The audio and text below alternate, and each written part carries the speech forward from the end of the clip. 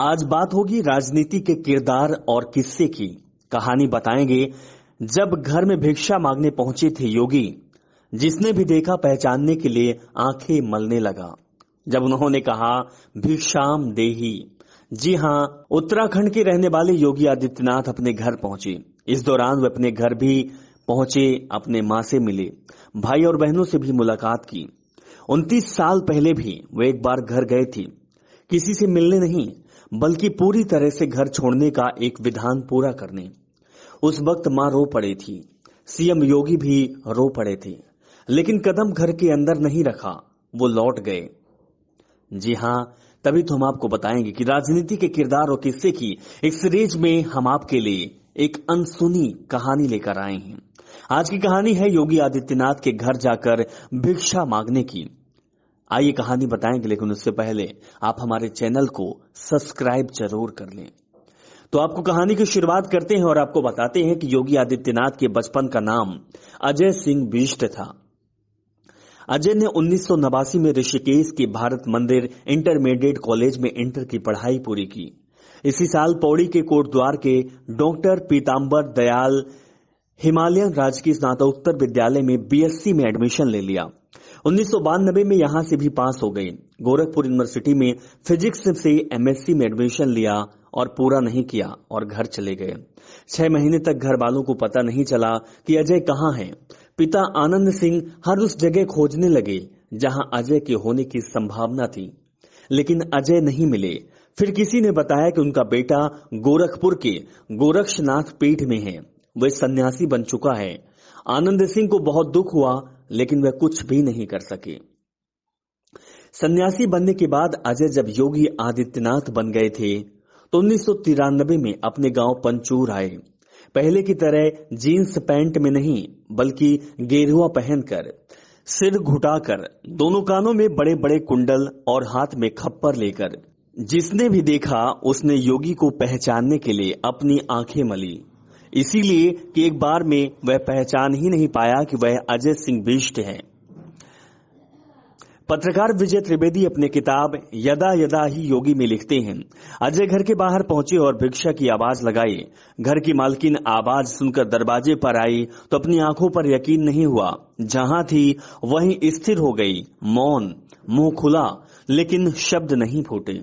आंखों से आंसुओं की धार बह निकली। जो सत्य साक्षात सामने खड़ा था उसे देखते हुए यकीन नहीं हो पा रहा था। मां के सामने उनका बेटा युवा सन्यासी के वेश में खड़ा था। मां चुप थी। तभी आदित्यनाथ ने कहा, मां भिक्षा दीजिए। मां ने खुद को संभाला और कहा, बेटा ये क्या हाल बना रखा है, घर में क्या कमी थी जो तू भीख मांग रहा है। योगी ने कहा, मां सन्यास मेरा धर्म है, एक योगी की भूख भिक्षा से ही मिटेगी।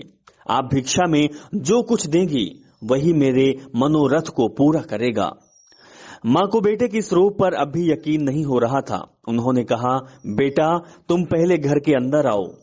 आदित्यनाथ ने मना कर दिया और कहा, नहीं मां, मैं बिना भिक्षा लिए ना तो घर के अंदर आ सकता हूं और ना ही यहां से जा सकता हूं। जो कुछ भी हो मुझे दीजिए, इसके बाद ही मैं यहां आऊंगा।